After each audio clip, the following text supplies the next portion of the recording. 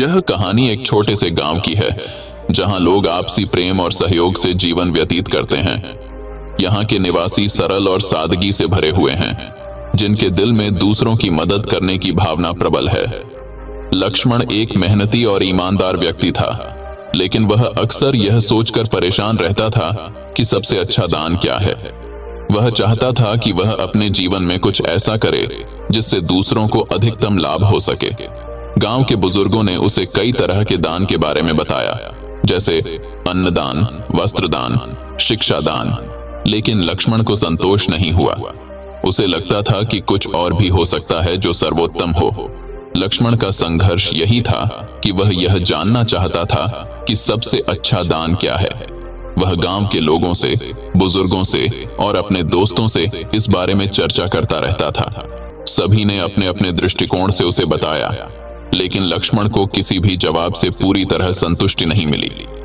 एक दिन लक्ष्मण ने सोचा कि क्यों न महात्मा जी से इस विषय पर चर्चा की जाए। महात्मा जी अपने ज्ञान और अनुभव के लिए प्रसिद्ध थे।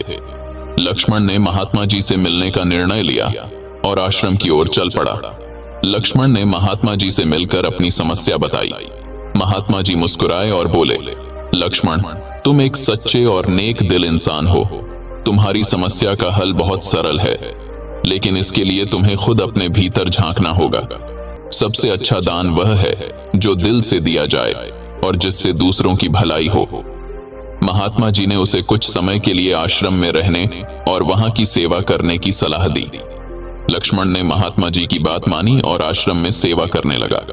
वहां उसने देखा कि महात्मा जी हर रोज गरीबों को भोजन कराते, बीमारों की देखभाल करते और बच्चों को शिक्षा देते हैं। उन्होंने लक्ष्मण से कहा, दान केवल भौतिक वस्तुओं का नहीं होता, बल्कि समय, सेवा और प्रेम का भी होता है।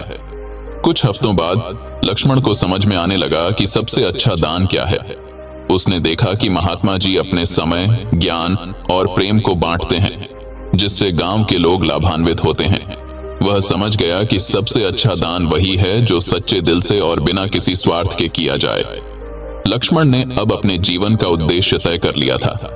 वह अपने गांव लौट आया और अपने जीवन को दूसरों की सेवा में समर्पित कर दिया। उसने गांव में एक छोटी सी पाठशाला खोली, जहां वह बच्चों को निःशुल्क शिक्षा देने लगा। इसके साथ ही वह गरीब और जरूरतमंद लोगों की मदद भी करने लगा। उसने अपने समय और प्रेम को दान करना शुरू किया, जिससे उसे और गांव वालों को खुशी और संतोष मिला। लक्ष्मण के प्रयासों ने गांव में एक नई चेतना का संचार किया। लोग उसके कार्यों से प्रेरित होकर एक दूसरे की मदद करने लगे। गांव में सहयोग और भाईचारे का माहौल बन गया। लक्ष्मण को अब यह अच्छी तरह समझ में आ गया था कि सबसे अच्छा दान वही होता है जो दिल से किया जाए और जिससे दूसरों को वास्तविक लाभ हो। लक्ष्मण एक 30 वर्षीय युवक है जो मेहनती और ईमानदार है। वह अपने परिवार का सारा काम करता है और खेती से अपनी जीविका चलाता है। लक्ष्मण का स्वभाव सहयोगी और सहनशील है। वह हमेशा दूसरों की मदद करने के लिए तैयार रहता है और गांव में हर किसी का प्रिय है। लक्ष्मण अपने परिवार के लिए खेती करता है। वह अपने खेतों में मेहनत से काम करता है और घर के सभी कामों में अपनी पत्नी की मदद करता है। इसके अलावा वह गांव के अन्य लोगों की भी सहायता करता है जब भी वे उसे बुलाते हैं। सीता लक्ष्मण की पत्नी है। वह 28 वर्ष की समझदार और दयालु महिला है। सीता हमेशा अपने पति का साथ देती है और घर के कामकाज में उसकी मदद करती है। उसका स्वभाव मृदुभाषी और सहानुभूतिपूर्ण है। सीता घर का सारा कामकाज संभालती है, जैसे खाना बनाना, सफाई करना और बच्चों की देखभाल करना। वह लक्ष्मण के खेतों में भी उसकी मदद करती है और परिवार की देखभाल करती है। सीता गांव की अन्य महिलाओं के साथ भी मिलकर सामाजिक कार्यों में भाग लेती है। महात्मा जी एक बुजुर्ग साधु हैं जो गांव के नजदीक के आश्रम में रहते हैं। वे ज्ञानवान, शांत और करुणामयी व्यक्तित्व के धनी हैं। महात्मा जी गांव के लोगों के लिए मार्गदर्शक और सलाहकार होते हैं। उनका स्वभाव सादगीपूर्ण और स्नेहपूर्ण है। महात्मा जी अपने आश्रम में गरीबों और जरूरतमंदों की सेवा करते हैं। वे भोजन कराते हैं, बीमारों की देखभाल करते हैं और बच्चों को शिक्षा देते हैं।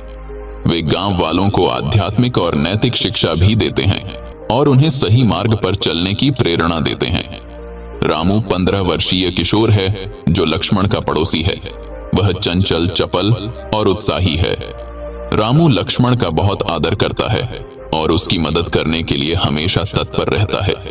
उसका स्वभाव जिज्ञासु और सहयोगी है। रामू स्कूल जाता है और पढ़ाई में अच्छा है। इसके अलावा वह अपने माता पिता के कामों में हाथ बंटाता है और लक्ष्मण की भी मदद करता है। वह गांव के अन्य बच्चों के साथ खेलता है और अपने दोस्तों की भी मदद करता है। लक्ष्मण और सीता के बीच का संबंध बहुत प्रेमपूर्ण और सहयोगात्मक है। वे एक दूसरे की मदद करते हैं और हर सुख दुख में साथ खड़े रहते हैं। लक्ष्मण और रामू के बीच का संबंध गुरु शिष्य जैसा है, जिसमें रामू लक्ष्मण को बहुत मानता है 111 और उससे सीखने की कोशिश करता है। महात्मा जी और लक्ष्मण के बीच का संबंध गुरु और अनुयायी का है, जहां महात्मा जी लक्ष्मण को सही मार्ग पर चलने की शिक्षा देते हैं और उसे जीवन के महत्वपूर्ण पाठ पढ़ाते हैं। लक्ष्मण हमेशा सोचता था कि सबसे अच्छा दान क्या हो सकता है। उसने कई तरह के दान किए थे, लेकिन उसे कभी भी संतोष नहीं हुआ। उसने अन्न दान, वस्त्र दान और यहाँ तक कि पैसे भी दान किए, लेकिन उसे हमेशा लगता था कि इससे कुछ कमी रह जाती है। महात्मा जी से सीख महात्मा जी ने लक्ष्मण को समझाया कि सबसे अच्छा दान वह होता है जो सच्चे दिल से किया जाए और जिससे दूसरों को वास्तविक लाभ हो। उन्होंने लक्ष्मण को बताया कि सेवा, समय और प्रेम का दान सबसे महत्वपूर्ण होते हैं। महात्मा जी ने कहा, दान वह नहीं है जो केवल भौतिक वस्तुओं का हो, बल्कि वह होता है जो हमारे हृदय से निकले और दूसरों की भलाई के लिए हो। लक्ष्मण ने महात्मा जी की बात मानकर अपने जीवन को दूसरों की सेवा में समर्पित कर दिया। उसने गांव में एक छोटी पाठशाला खोली, जहां वह बच्चों को निःशुल्क शिक्षा देने लगा। उसने गरीब और जरूरतमंद लोगों की मदद करना शुरू किया और अपने समय और प्रेम को दान करना शुरू किया। लक्ष्मण के कार्यों ने गांव में एक नई चेतना का संचार किया। लोग उसके कार्यों से प्रेरित होकर एक दूसरे की मदद करने लगे। गांव में सहयोग और भाईचारे का माहौल बन गया।